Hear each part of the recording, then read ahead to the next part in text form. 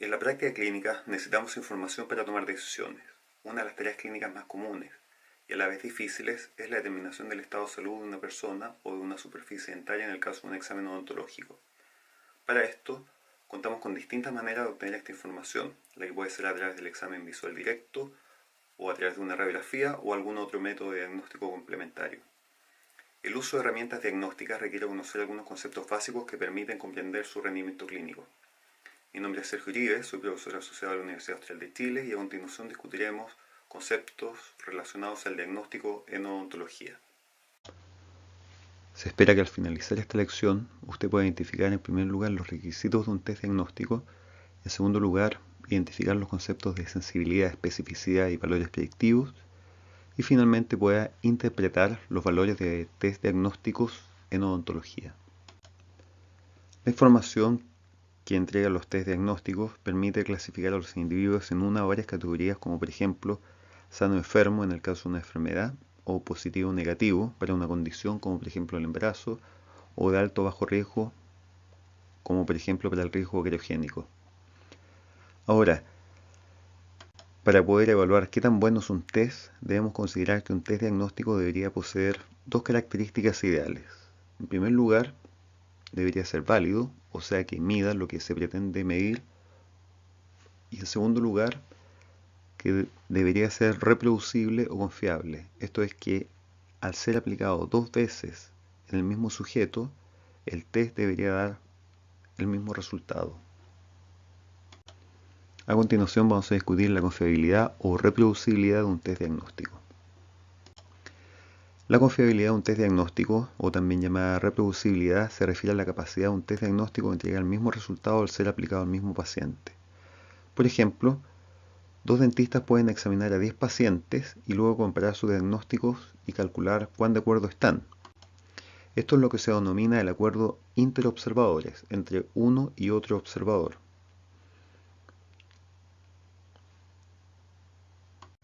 Asimismo, un mismo dentista podría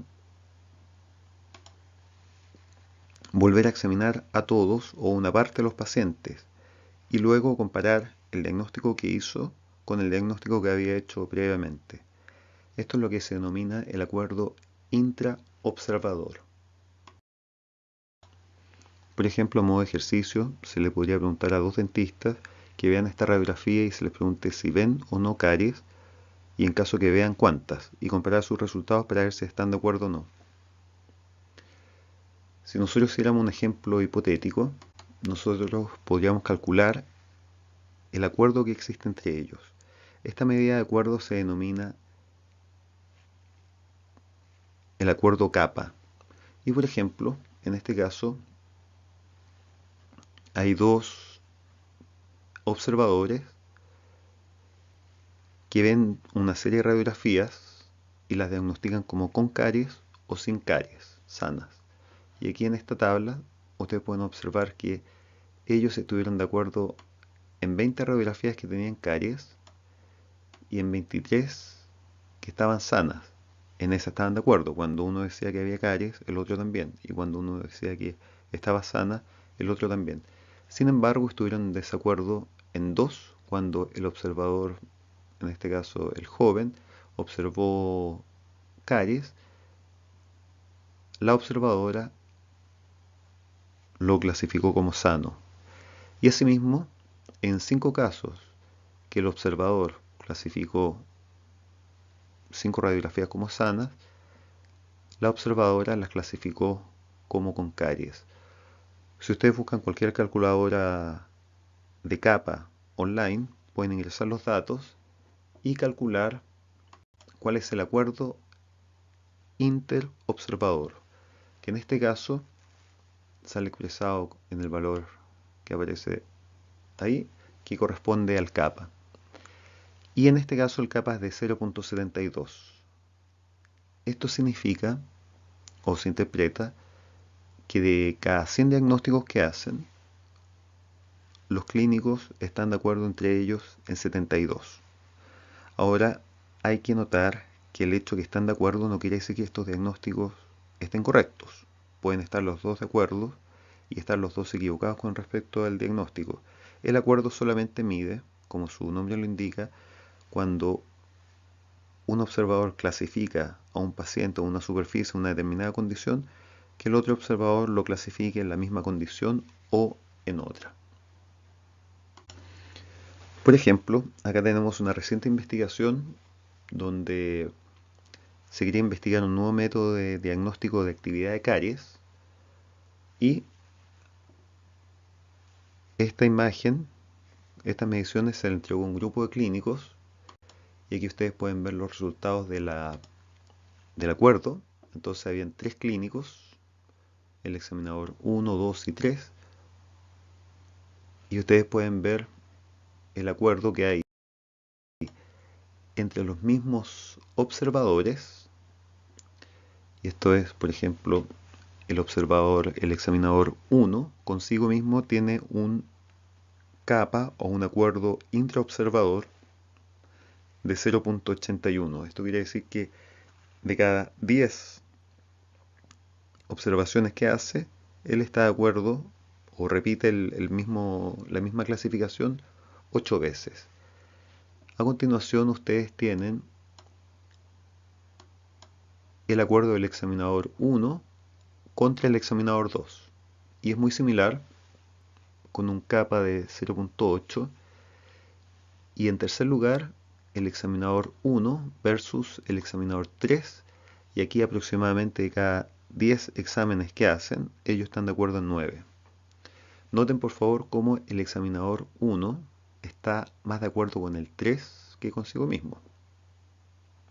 Y aquí ustedes pueden examinar los valores para cada uno de los observadores intraobservador, que está en color naranjo claro, y los valores de acuerdo interobservador, que están en verde. A continuación vamos a discutir la validez de un test diagnóstico. La finalidad de aplicar un test diagnóstico es obtener información acerca del estado de salud del paciente.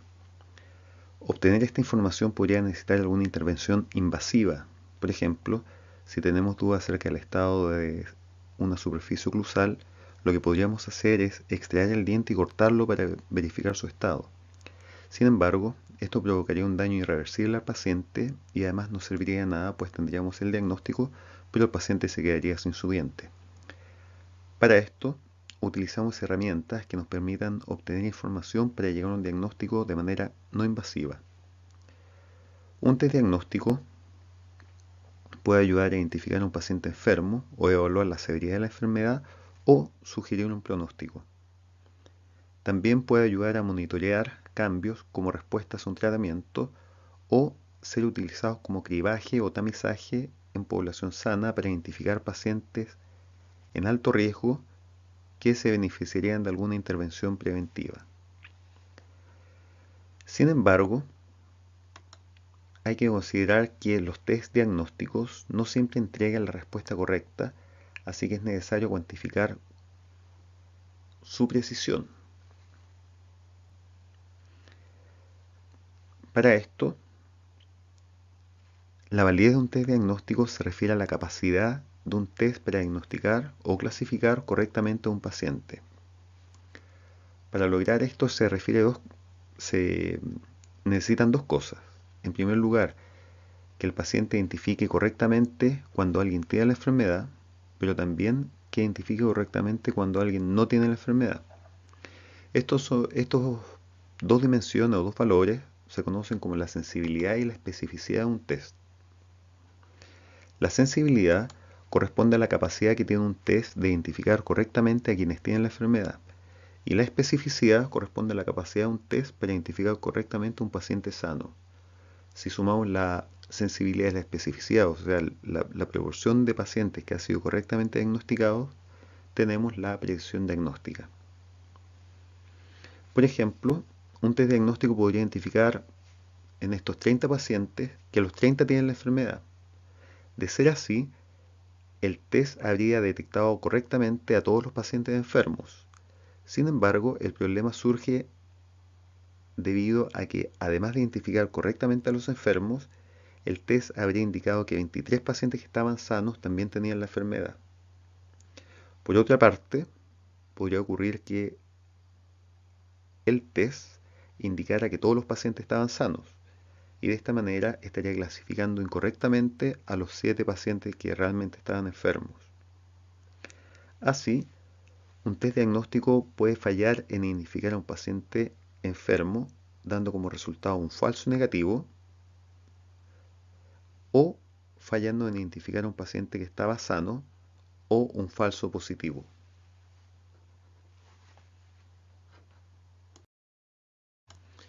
Ahora, ¿cómo sabemos si el test diagnosticó correctamente a la superficie o la persona que se está aplicando? Existen varias maneras.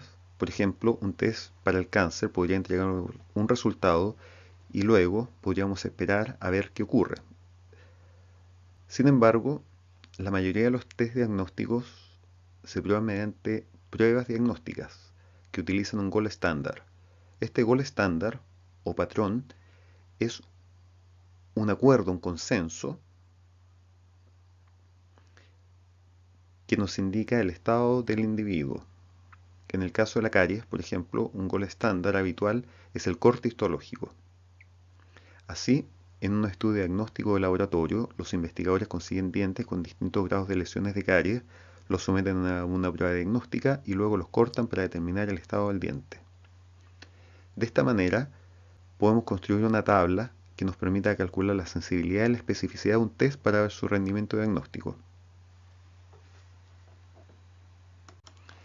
En primer lugar, como nosotros sabemos el gold estándar, podemos identificar a las personas o individuos sanos, que están en la columna marcada en verde, y podemos identificar a quienes tienen la enfermedad o los individuos enfermos. A continuación, en las filas colocamos a todos aquellos en los que el test dio un resultado negativo y a todos aquellos en los que el test entregó un resultado positivo. Así nos quedan 4 posibles resultados. En primer lugar, que el test diga que el paciente está sano cuando realmente está sano. En segundo lugar, que el test diga que alguien está enfermo cuando realmente el paciente está enfermo, lo que vendría a ser un verdadero positivo. En el caso anterior, cuando el test dice que el paciente está sano y efectivamente está sano, es un verdadero negativo. Ambos resultados son aciertos diagnósticos. Pero también podría ocurrir lo siguiente, que el test diga que alguien no tiene la enfermedad cuando realmente sí está enfermo, y eso es un falso negativo, o que el test diga que alguien está enfermo cuando realmente está sano, y eso es un falso positivo. Así, la sensibilidad de un test se calcula mediante la proporción de pacientes que fueron diagnosticados correctamente como enfermos cuando realmente estaban enfermos, de entre todos aquellos que estaban enfermos. En este caso, dividiendo los verdaderos positivos de todos aquellos pacientes enfermos. Por otra parte, la especificidad se calcula ahora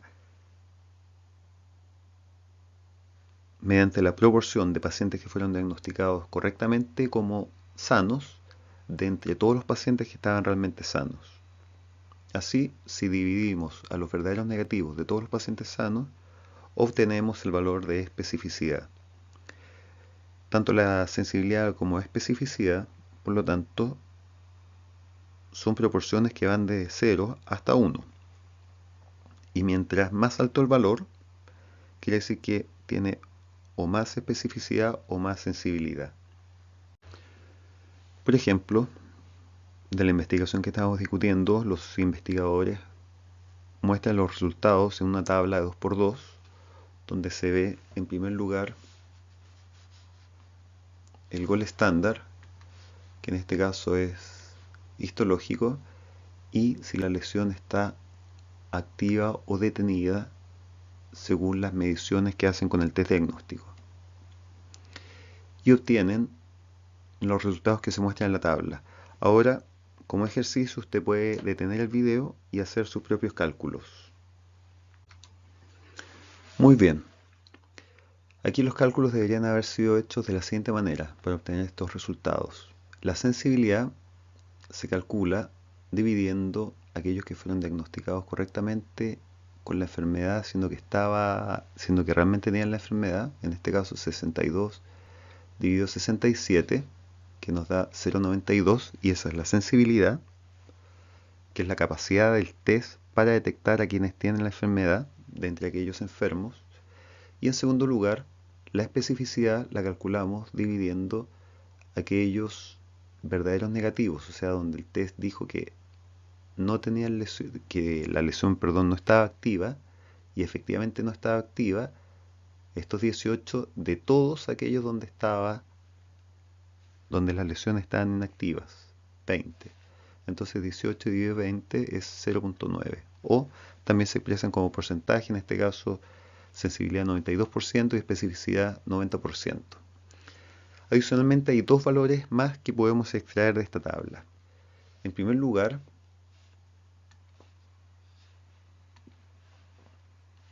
si nosotros calculamos todos aquellos diagnósticos correctos, o sea, 18 más 62 del total de diagnósticos,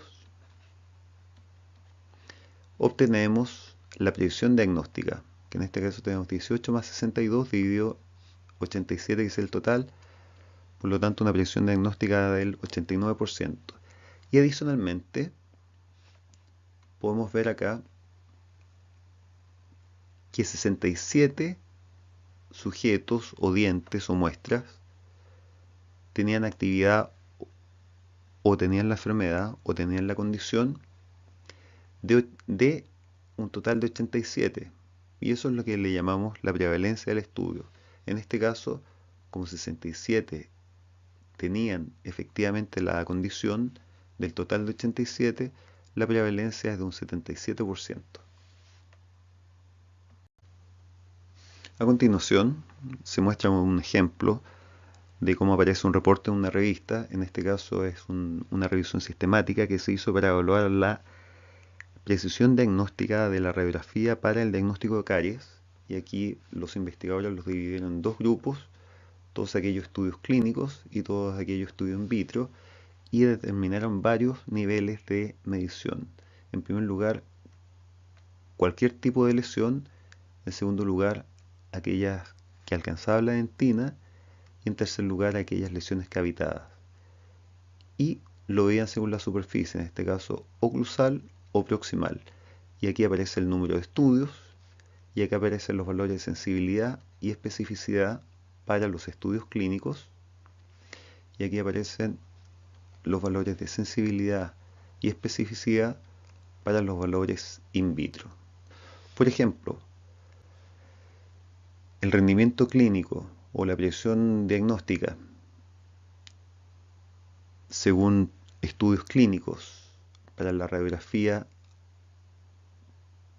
para la detección de lesiones oclusales, proximales, cavitadas, es de un 64%, y para la detección de superficies sanas, o sea que no tienen la cavitación, es de un 98%, según lo que viene de los estudios clínicos.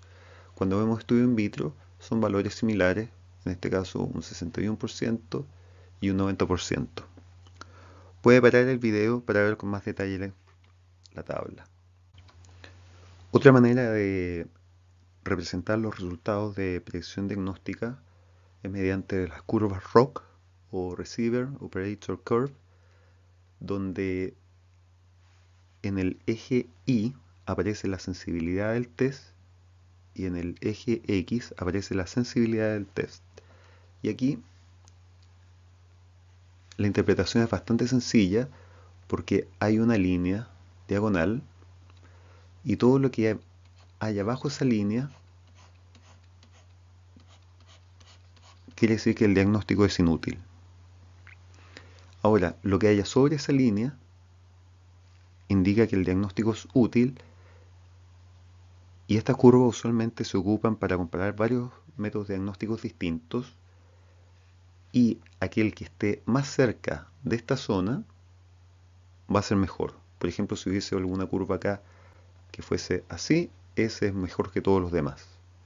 Ahora, por ejemplo, en este caso, lo que se está viendo son distintos métodos diagnósticos para detectar la actividad de caries que permita predecir el riesgo de caries temprana en la infancia en niños. Entonces aquí, por ejemplo, se mide a los 18 meses, aquí a los 2 años, aquí a los 3.5 años, aquí a los 2 años con algún test distinto, y aquí a los 3.5 años con otro test. Y nosotros vemos que de todas estas distintas modalidades diagnósticas, la que está más cerca de esta zona corresponde a ese tipo de test. Por lo tanto, podríamos decir que de todos los tests que en este momento que se pusieron ahí a prueba, el mejor para predecir el riesgo de caries temprana en la infancia es aquel que se hace a los 2 años de edad del niño. Como habíamos visto previamente, la sensibilidad y la especificidad de un test se refieren a la capacidad que tiene el test de detectar correctamente a los enfermos y correctamente a los sanos. Por lo tanto, los cálculos se hacen en el sentido de las columnas. Nosotros, por ejemplo, para calcular la sensibilidad, vemos aquellos diagnosticados correctamente positivos del total de los enfermos, y para calcular la especificidad, vemos aquellos diagnosticados correctamente como sanos del total de los sanos. Sin embargo, en condiciones clínicas, nosotros no tenemos la información de quién está sano y quién está enfermo, sino que lo que tenemos en realidad es el resultado del test, ya sea positivo o negativo. Por lo tanto, lo que podemos hacer acá ahora es calcular un valor que nos indique si el test nos dio positivo, cuál es la probabilidad de que el paciente realmente esté enfermo, o complementariamente, si el test nos dio negativo, cuál es la probabilidad de que el paciente esté realmente sano. Para hacer eso, nosotros ahora necesitamos hacer los cálculos en el sentido de las filas. Y es así como tenemos dos valores: los valores predictivos positivos y los valores predictivos negativos. Para ver los valores predictivos positivos, lo que tenemos que hacer es ver la proporción de aquellos que fueron diagnosticados correctamente como positivos de entre todos los que fueron diagnosticados como positivos. En este caso, 62 dividido 64. Y para calcular ahora el valor predictivo negativo, lo que hacemos es ver aquellos que fueron diagnosticados correctamente como negativos o sanos, o en este caso con lesiones inactivas, del total de aquellos que efectivamente estaban sanos o inactivos. En este caso, 18 dividido 23. Aquí están los resultados. En este caso hay un valor predictivo del 96, valor predictivo positivo del 96% y un valor predictivo negativo del 78%. Esto quiere decir que de 100 resultados negativos, de 100 resultados positivos, 96 realmente eran positivos. Y el valor predictivo negativo se interpreta que de 100 resultados negativos, 78 eran efectivamente negativos. Como pueden ver, estos valores son distintos a los de sensibilidad y especificidad, y es por la siguiente razón. La sensibilidad y la especificidad son características inherentes o propias de un test. En cambio, el valor predictivo positivo y el valor predictivo negativo nos entregan información acerca del rendimiento de un test. Por así decirlo, la sensibilidad y la especificidad se refiere a cómo un test rinde en condiciones ideales, y los valores predictivos positivos y negativos se refieren a cómo el test funciona en la realidad. A continuación, y como ejercicio, lo que hice fue modificar la prevalencia de la condición presente. En el resultado anterior la prevalencia era un 77%, en este caso es de un 25%. Usted puede calcular la sensibilidad y la especificidad para verificar que los valores que se muestran ahí son correctos, y puede calcular adicionalmente el valor predictivo positivo y el valor predictivo negativo. Al calcular ahora el valor predictivo positivo con la nueva prevalencia del 25%, en primer lugar se puede observar que la sensibilidad y la especificidad se mantienen igual. Y eso es lógico porque, como indicamos, la sensibilidad y la especificidad son características inherentes al test y no cambian. Pero los valores predictivos positivos y negativos, o sea, cómo rinde el test en estas nuevas condiciones, sí cambia. Y es así como, por ejemplo, el valor predictivo positivo ahora bajó a un 75%, o sea, si antes de cada 100 lesiones, 90 las diagnosticaba correctamente, perdón, de cada 100 diagnósticos positivos, 90 eran realmente positivos, ahora de cada 100 diagnósticos positivos, 75% de ellos solamente son realmente positivos. Y por otro lado, el valor predictivo negativo aumentó, y ahora, de cada 100 diagnósticos que se hacen con esta herramienta, 97, perdón, de 100 diagnósticos negativos que se hacen con esta herramienta, 97 efectivamente corresponden a verdaderos negativos. Por lo tanto, si comparamos los resultados de distintas condiciones de prevalencia, vemos que con una prevalencia alta, este test era muy bueno para detectar a la enfermedad. O sea, de 100 veces, y fíjense el valor predictivo positivo, de 100 veces que el test indicaba que alguien tenía la enfermedad, en 96 de esas veces el test estaba en lo correcto. Por lo tanto, solo se equivocaba 4 veces. Pero cuando la prevalencia disminuyó a un 25%, ahora de cada 100 diagnósticos que el test entregaba como positivos, solamente 75 de ellos eran realmente positivos.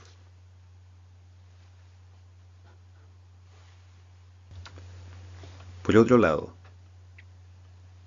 con respecto a los valores predictivos negativos, en la condición de alta prevalencia, de 100 diagnósticos negativos que se hacían, 78 eran efectivamente verdaderos negativos.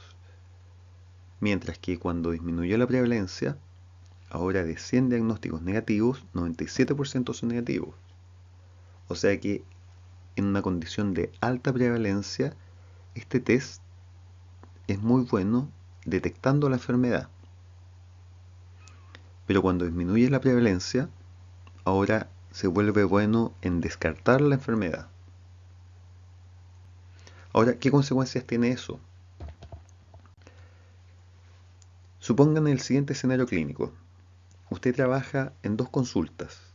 En la mañana trabaja una consulta rural, donde hay una alta prevalencia de caries, y en la tarde usted trabaja en una consulta privada, donde hay una baja prevalencia de caries. Y supongamos que usted utiliza una herramienta diagnóstica en ambas consultas.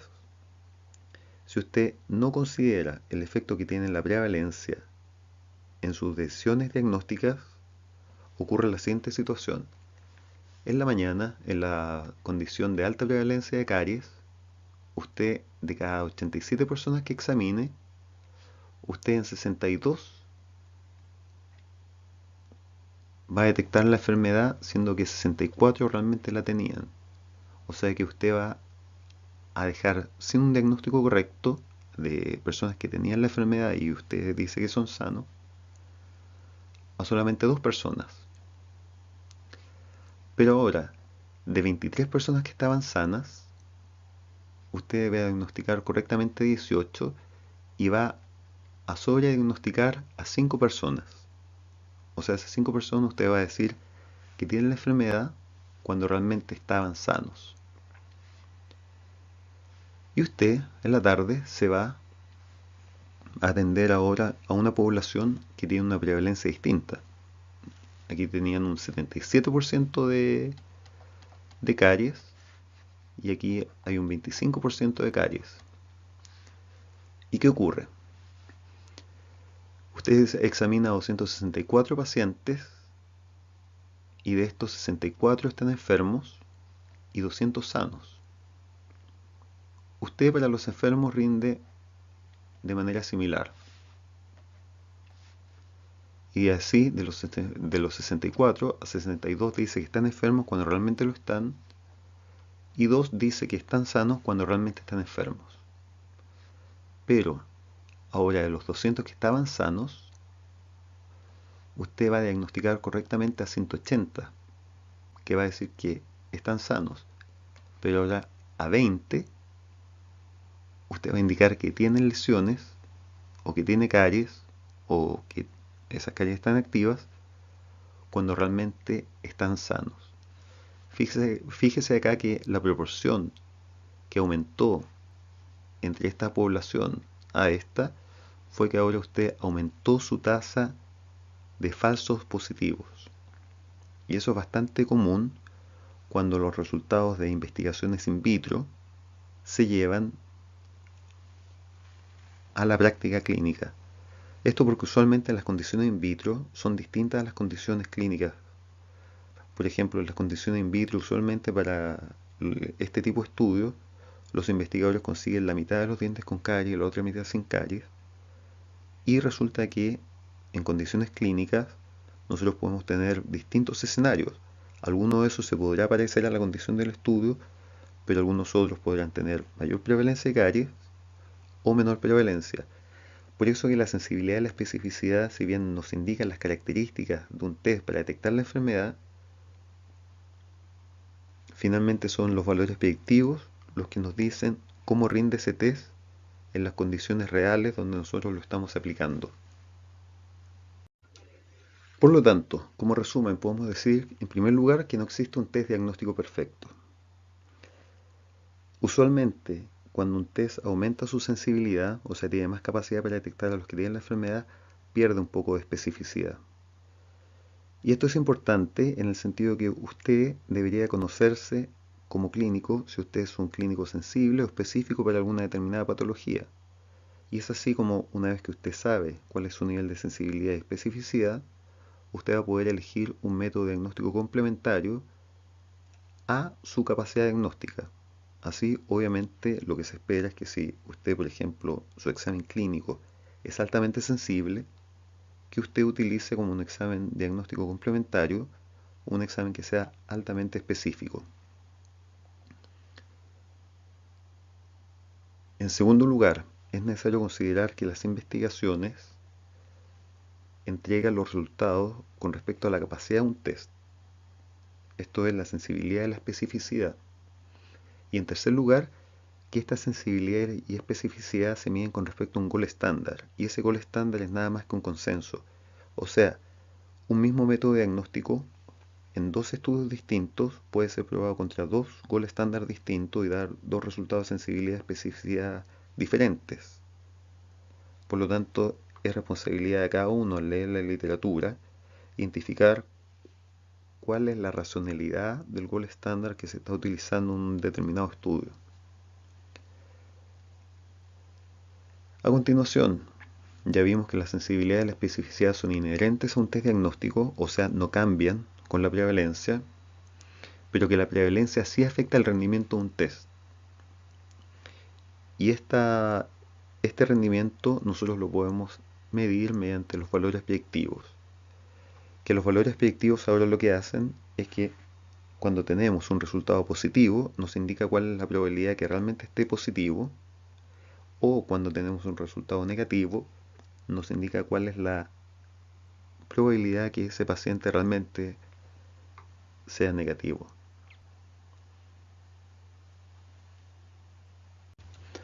Ahora, ¿cómo buscamos la información? Esto es muy simple. En general, usted puede utilizar, por ejemplo, la patología que está interesado y el método diagnóstico.